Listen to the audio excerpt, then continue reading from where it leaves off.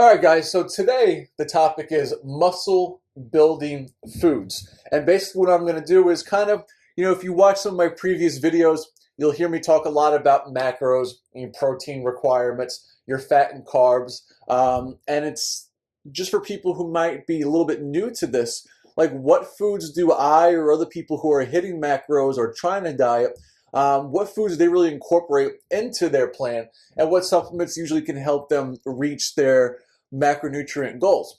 So again, starting from the beginning, when I say macronutrients, macro is like the bigger picture nutrients as opposed to micro, which is your vitamins and minerals and everything like that, fiber. Macronutrients is only consist of four things if you want to consider alcohol, but we're not going to consider alcohol here. So you have protein, fat, and carbs. And then every food that you eat fits or usually has one of those three or a combination of those three. So as we're going to start off also with saying that the bigger picture here is your overall caloric intake. Whether you're gaining weight, whether you're losing fat, whatever your goals are, it's always going to come down to your total calories, what you're taking in versus what you're expending or burning. So once you have your caloric intake settled, then you want to dive in a little deeper and you want to try to rearrange your macronutrients that make up those calories to best suit your needs. So when I talk about protein requirements, what are some really good sources of protein? And if you're speaking of protein by itself, one of the best things to do is always have some whey protein on hand or some casein for the nighttime if you like that slow digesting, because that's going to help you reach your protein goals without carrying on a lot of fat and carbs with it. So it's a great source of just straight up protein, hit your numbers, and leave the fat and carbs for more of your food based. So you have your lean meat. So you have your chicken, your turkey, you have your lean pork, your beef, your eggs, your egg whites, your whey, your Greek yogurt, your cottage cheese, your protein bars. All of that, if you're looking for a protein and fat source, salmon, or just lean protein fish like tilapia or any of those fishes like that fall into that category, which is kind of like your really lean white fish. Those are some of the best sources for protein. So we got protein taken care of with regard to foods and supplements. Let's look at carbs. So carbs, you're broken down to really what you're going to be worried about is like your fast digesting and your slow digesting, or your simple versus your complex. So I'll start with simple. That's why I kind of put this out here. So simple's great for right after your workout. If you read up on it, your post-workout nutrition, you're going to hear everyone talk about, oh, you need that massive insulin spike right after you work out. That's going to help drive the glucose and fill those hungry muscle cells and kind of aid recovery. And if you have everything else, that you're hitting, you're very consistent with, then yes, a little bit of that can be true. So that's why you have things with like waxy maize. You have things with cornstarch, which is something like this where you would take immediately after working out. Simple carbs also include any of your sugars, so your fructose, your glucose, your maltodextrin, your waxy maize. And then throughout the rest of the day, pre-workout, breakfast, dinner, whatever you're going to have your carbs, you want to focus on more kind of whole grain, high fiber, or complex, slow digesting carbohydrates. So really no carbohydrate is ruled out here. I mean, don't be afraid to have, regular potatoes. Don't think you always have to have sweet potatoes. Same thing with your pastas or your rice. Just focus on eating wholesome foods that are going to make you feel full so you're not starving immediately after, which you would get if you focus just on sugary carbs. And with your fats, your peanut butter, your almonds, your olive oil, your coconut oil, and so forth and so forth, that really helps. I mean, sometimes you might be in a pinch where you're close to your protein and carb goals, but you have so much fat left. I mean, I didn't run into that problem too much, but some people do. And that's when things like walnuts, almonds, peanut butter, things like that come into play. And it'll help you reach your goals there.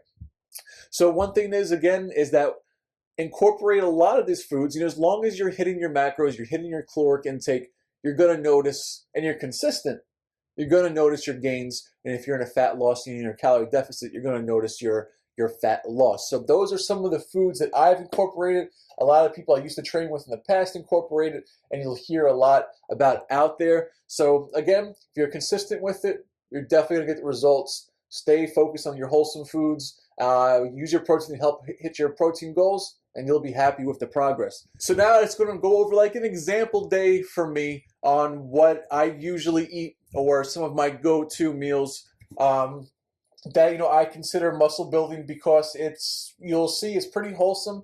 It incorporates a wide range of micronutrients as well, and it helps keep me full. So in the morning, I have two go-tos. I have the one where I wake up just in time. I have to run out the door. Oh crap, I'm already late. Then I'm going towards the shake. And here's what I put in my shake. I usually have 2 scoops of regular whey protein. I actually have Dymatize ISO 100, but it's the brownie, the chocolate brownie one. 2 scoops of that. I'll throw some ice in there. I have a cup of milk. I throw in a banana. I blend it up. That gives me about 40 carbs, about 50 protein, very low in fat. And if I'm going to the gym in the morning, that's where I stop. If I'm not going to the gym in the morning, I'll add some peanut butter in there to add to the fat totals for the day. And the reason why I do that is I like to keep it kind of my carbs pre and post workout.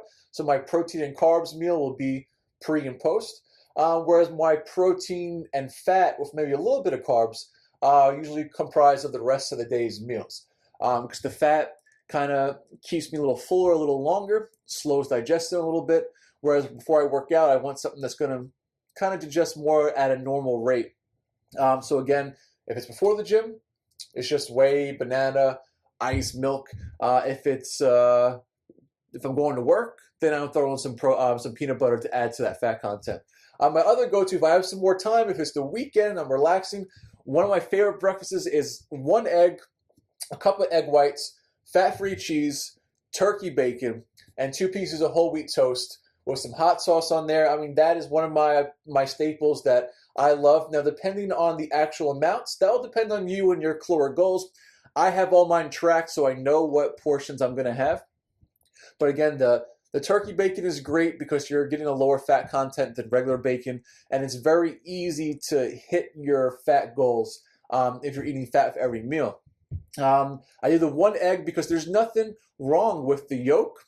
So when I say 1 egg and a cup of egg whites, I'm not purposely staying away from the yolk because it's unhealthy. In fact, it's very healthy for you. It's just that I'm controlling my fat intake at that meal, but I need more protein. So I'm going to add a cup of egg whites, which, as you know, is fat-free. The whole wheat toast, Ezekiel bread, or regular whole wheat, both are great options. So that's my breakfast. Usually then, in between meals, I'll have either BCAAs or I'll have a scoop of whey, again, just to help me hit my protein goals, not necessarily for any other reason.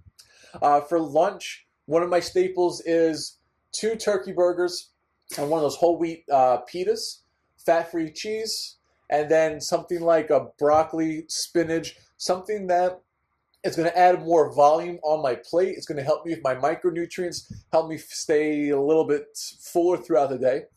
So vegetables like that, string beans, broccoli, spinach, low in carbohydrates, great fiber, great micros.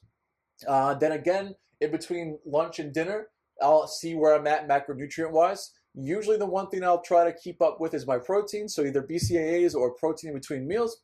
And then for dinner, I mean, this really ranges.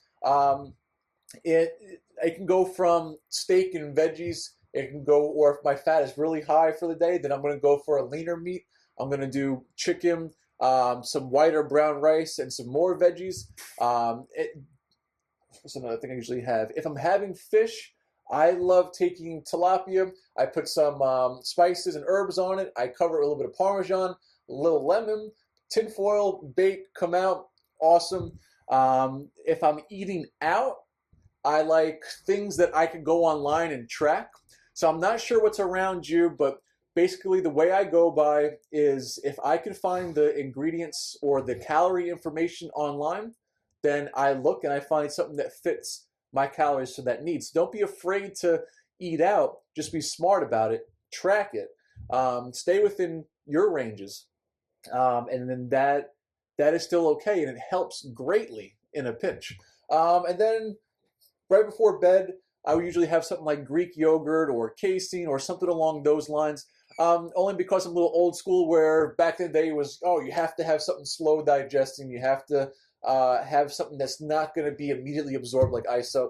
So I've gotten to that habit, but more importantly, I enjoy it. I like having something like that where it's cottage cheese or Greek yogurt, and I'll throw in some fruit if I still have room. I'll throw in maybe some nut mix if I still have room in the fat category, and that's a great bedtime snack for me. And if you liked the video, if you found this informative, then please like the video, subscribe to our channel.